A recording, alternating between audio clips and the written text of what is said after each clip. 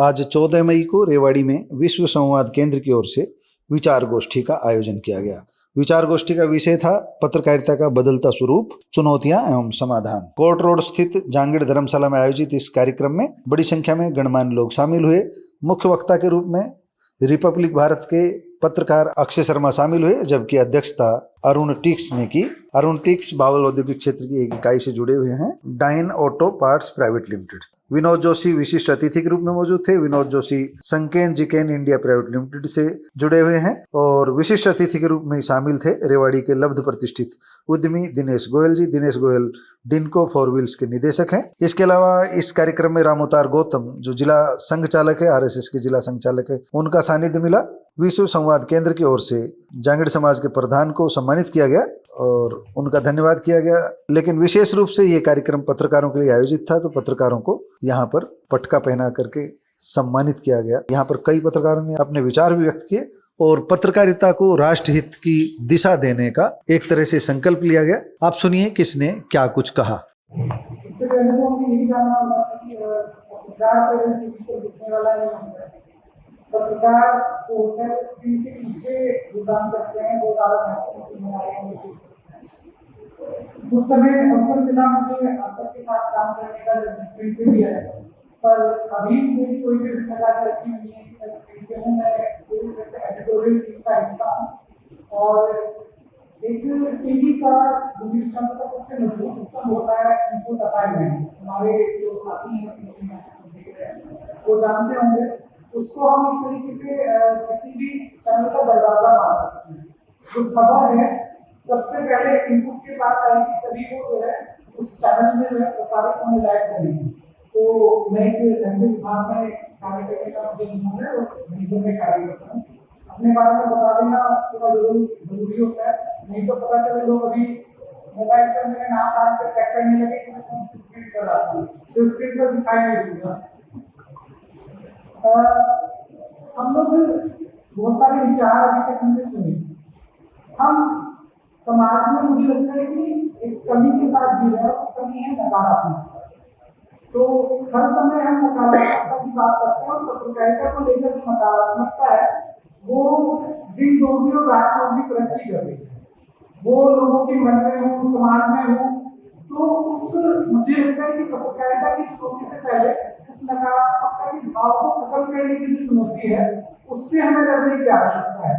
अगर मैं गलत नहीं हूँ तो मुझे लगता है कि जितनी संख्या में हम यहाँ पर हैं ज्यादातर लोग पत्रकार ही होंगे, और अगर हम सब लोग पत्रकार हैं तो उस चुनौती को हमें अपने ऊपर एक अभिशाप की तरह लेना चाहिए कि आखिर हम लोगों के अंदर की कमी क्या है, हमारे पेशे के अंदर कमी क्या है।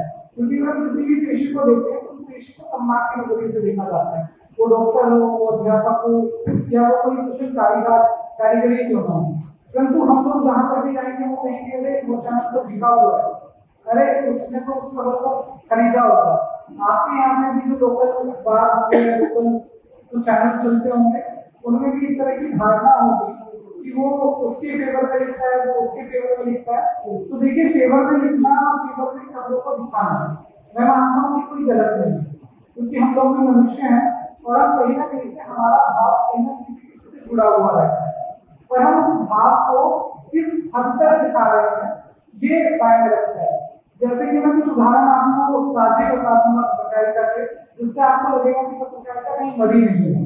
पत्रकारिता आज भी जीवित है और इस समाज के हित में कार्य करती है। आपके समय भी अरावली पर्वत है और अरावली पर्वत पे बहुत बड़ा एक आंदोलन चला।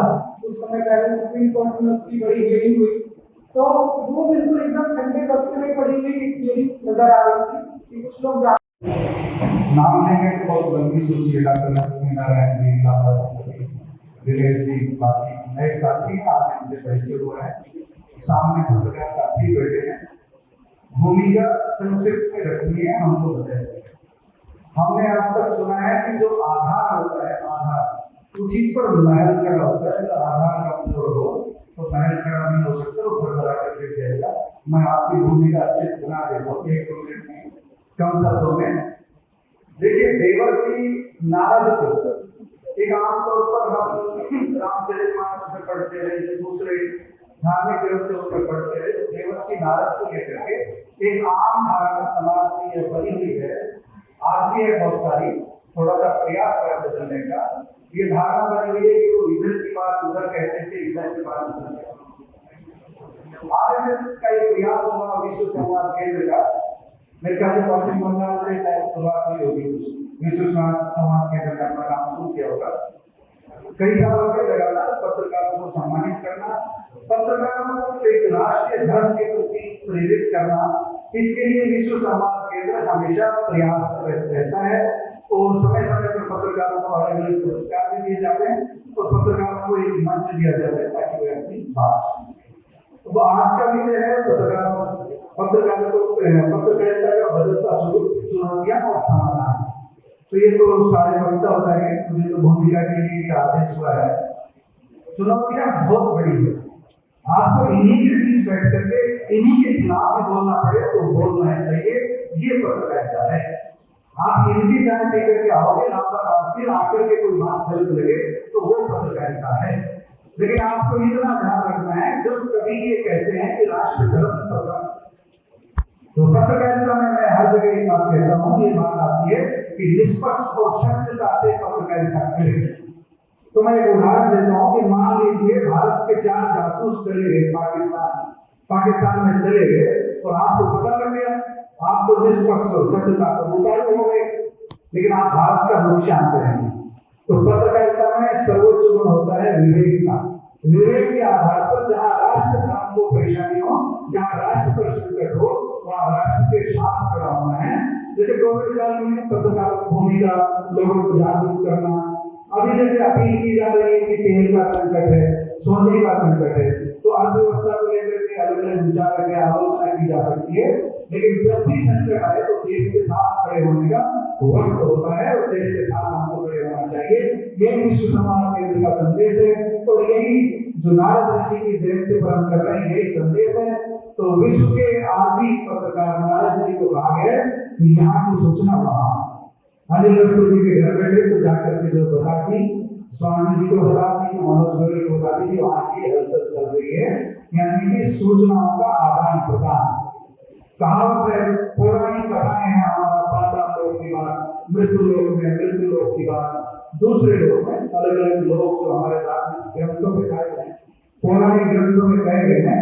तो नारद ऋषि को लेकर के ये धारणा एक बंद करनी है कि वो केवल, मैं बुरा शब्द इस्तेमाल नहीं कर रहा, उनके बारे में धारणा बदलिए, उसको धारणा को बदलिए।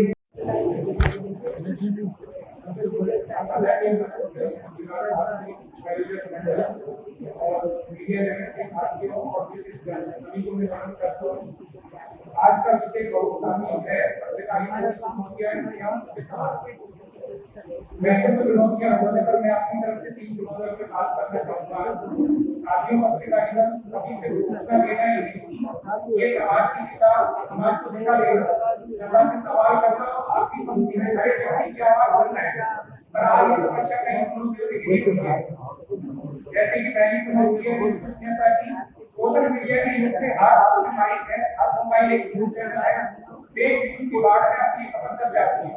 टीआरपी की वोट पे पहले बताने का दबाव सही बताने को भारी पड़ रहा है। दूसरी चुनौती सुरक्षा सम्मान की, फेडरल रिपोर्टर पर हमला, महिला पत्रकारों से बदसलूकी और खबर के बाद कानूनी नोटिस। ऊपर से अधिकतर पत्रकार साथी बिना बीमा, बिना पेंशन, बिना सिक्योरिटी के काम कर रहे हैं।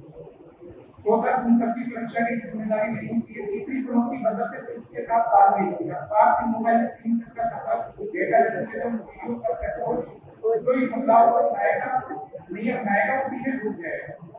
ये समाधान के लिए मेरी स्थिति है, मैं सरकार से, समाज से और मीडिया से कुछ कहना चाहूंगा। इसमें सरकार से ये कहना चाहूंगा कि मजदूर पत्रकार सुरक्षा कानून सभी पत्रकारों के लिए स्वास्थ्य बीमा और पेंशन और डिजिटल मीडिया के लिए स्पष्ट नीति, मीडिया संसाधनों से पत्रकारों की ट्रेनिंग, मानसिक स्वास्थ्य का ध्यान और सही को पहले पर प्राथमिकता दी जाए। समाज से एक जिम्मेदार वार्ता को दर्शक करना, फॉरवर्ड करने से पहले फैक्ट चेक करना, अच्छे काम को सराहना करना। साथ ही मैं उद्योग जगत से आता हूँ, लघु उद्योग भारती के माध्यम से मेरा कहना ये है, जैसे उद्योग देश की अर्थव्यवस्था की रीढ़ है, वैसे ही निष्पक्ष पत्रकारिता की आत्मा है। तो अगर रीढ़ टूट गई तो शरीर लड़खड़ा जाएगा और साथ में हम लोग भी शरीर से हो जाएगा। हमारे देवता बाबा भगवान दास ने सारी बात को पहले सत्य के मार्ग पे चलना सिखाया है। आज उसी के सत्य के मार्ग के सबसे बड़े भाग आपको सिखा रहे हैं। आप डटे रहिए, हम आपके साथ हैं। आज मैं बस यही कहना चाहूंगा, बदल कर रूप स्वीकार कीजिए, तकनीक को अपनाइए और कलम की ताकत और कलम के जमीन को जिंदा रखिए।